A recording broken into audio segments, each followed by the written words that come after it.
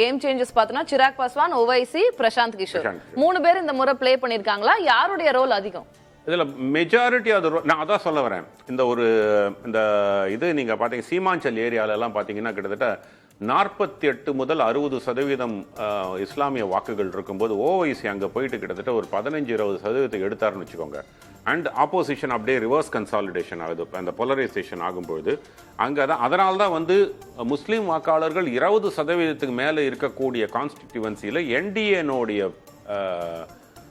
ஒரு லீடு வந்து பெருசாக இருக்குது அப்படின்னு பார்க்குறது வந்து அந்த ரிவர்ஸ் கவுண்டர் போலரைசேஷன் மிகப்பெரிய அங்கே ஓவைசி மிகப்பெரிய தாக்கத்தை மகாகடபந்தனுக்கு ஏற்படுத்துகிறார். சிராக் பாஸ்வானை பொறுத்த வரைக்கும் அவர் வந்து ஆட் பண்றாருங்க. ஸோ ஒரு பக்கம் ஓவைசி நெகேட் பண்றாரு, அதாவது விச் இஸ் அகைன் என்டிஏக்கு சாதகமாக.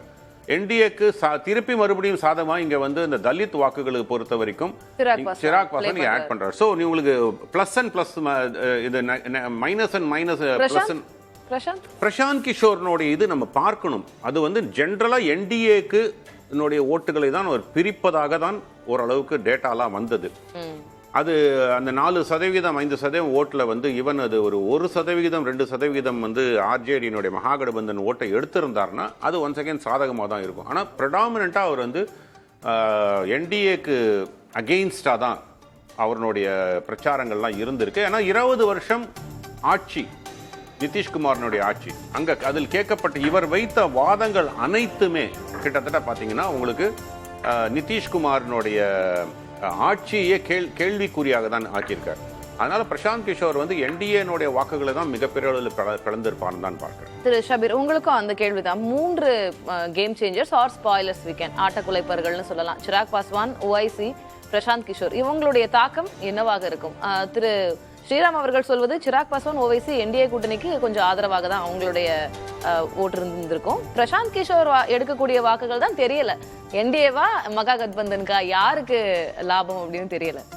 என்னை பொறுத்த வரைக்கும் கடந்த முறை Chirag Paswan played spoiler.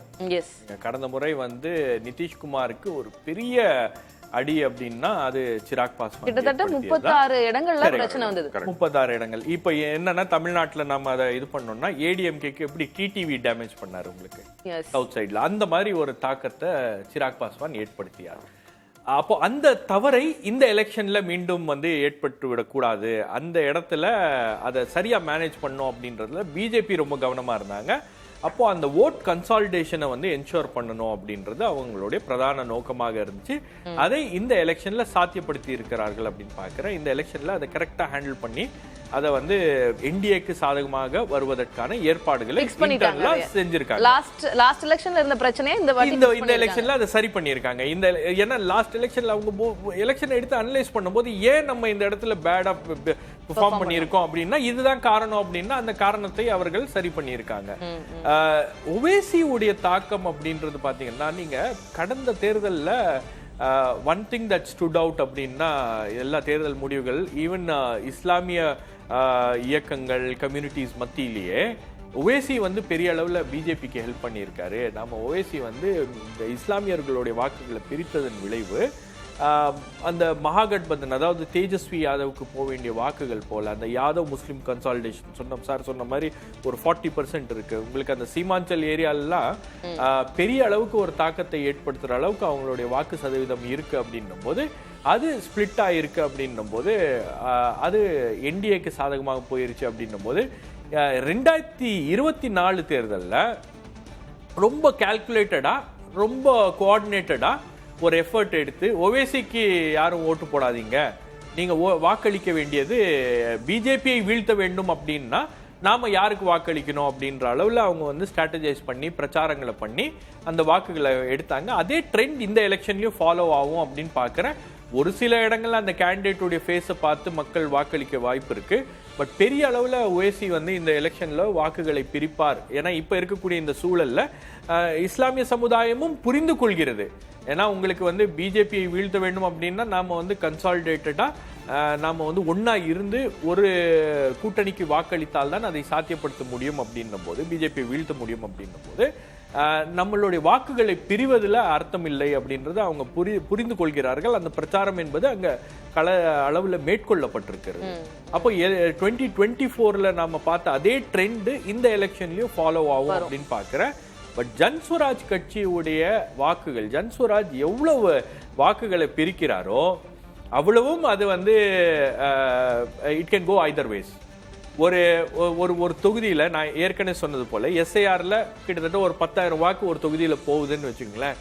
Jan Suraaj another 3,000 ஒரு 4,000 வாக்குகளை வந்து அவங்க பிரிக்கிறாங்க அப்படின்னும் போது அந்த வெற்றிக்கும் தோல்விக்குமான அந்த மார்ஜினை வந்து அவர் ரொம்ப நேரோ பண்ணிடுறாரு. It can be anybody's game.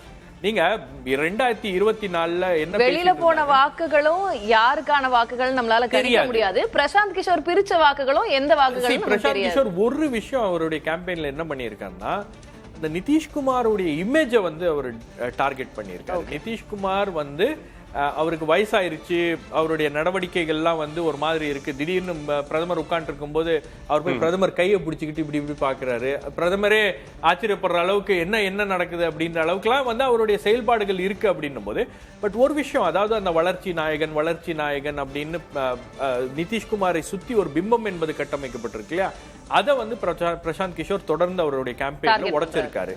அப்போ Bihar needs new leaders, Bihar needs new faces.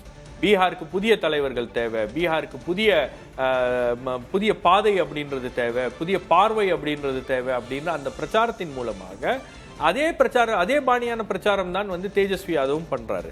அதனாலதான் இளைஞர்கள் அவர் பக்கம் வந்து ஈர்க்கப்பட்டிருக்கிறார்கள் அப்படின்னு நான் பாக்குறேன்.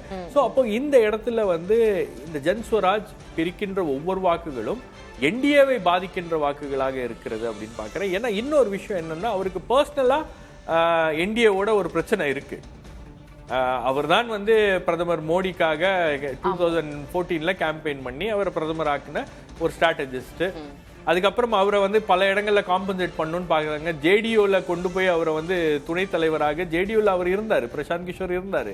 அப்போ அந்த இடத்துல இருந்து அவர் வந்து வெளியேற்றப்பட்டிருக்கிறார் அப்படின்னும் போது he has an axe to grind. அப்போ அந்த இடத்துல தான் வந்து பிரசாந்த் கிஷோர் ஆப்ரேட் பண்றாரு. அவருடைய வேலையே வந்து சொல்றீங்களா, ஒரு மோட்டிவ் இருக்குல்ல, அவருக்கு ஒரு மோட்டிவ் இருக்கு இல்லையா. இன்னைக்கு ஆதவ் அர்ஜுனாக்கு எப்படி திமுகவோட இருந்த ஒரு மோட்டிவ் இருக்கும், அதே மாதிரி நமக்கு இங்க தமிழ்நாட்டிலேயே அந்த உதாரணங்கள் இருக்கு அப்படின்றதுனால நான் அதை சொல்றேன். அப்ப அந்த மாதிரி ஒரு மோட்டிவோட தான் அவர் அங்க ஒர்க் பண்றாரு.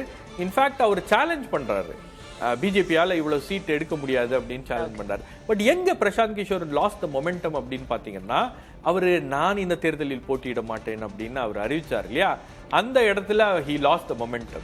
அப்போ அந்த இடத்துல அவர் அந்த மொமெண்டத்தை லூஸ் பண்றாரு அப்படின்னும் போது இது என்ன மாதிரியான ஒரு தாக்கத்தை ஏற்படுத்தும்? அந்த லாஸ்ட் மினிட்ல அந்த மக்களுடைய மைண்டை சேஞ்ச் பண்றாங்களா, இளைஞர்களுடைய மைண்டை சேஞ்ச் பண்ணக்கூடிய ஒரு நடவடிக்கையாக அது இருக்கிறது. நீங்க அப்படியே ஒரு பில்டப்பை கொடுத்துட்டு ஒரு மொமெண்டத்தை கிரியேட் பண்ணிட்டு அப்படியே எலெக்ஷன் சமயத்துல நான் வந்து போட்டியிட மாட்டேன் அப்படின்னா, அப்ப இவர் யாருக்காக பேட்டிங் பண்றாரு அப்படின்ற அந்த கேள்விகளும் அந்த சந்தேகங்களும் வந்து கூடுதலாக அவர் மீது அவரை நோக்கி எழுப்பப்பட்டிருக்கு அப்படின்னு நான் பாக்குறேன்.